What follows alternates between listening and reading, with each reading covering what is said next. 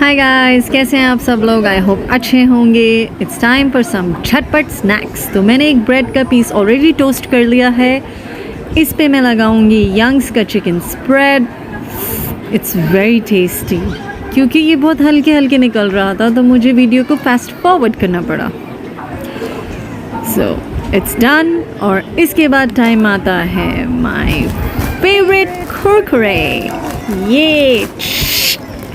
Open और इसमें से हमने निकाले ये 2 चिप्स और इसको हमने यूटिलाइज किया as butter knife to spread it on this spread and it's done perfect. Okay, अब time to pour more chips in there. Oopsie ज़्यादा हो गया बट नो वरीज, हम उसको हटा देंगे, बाद में उसे मंचिंग के लिए यूज़ करेंगे। And we take a bite. It's actually good. Perfect. Another bite. Do you want to try? I think आप लोग को ये ट्राई करना चाहिए ज़रूर। और उसके साथ ही मुहर्रम का शरबत आया था तो वो anyway, I'm loving my sandwich. It's wonderful.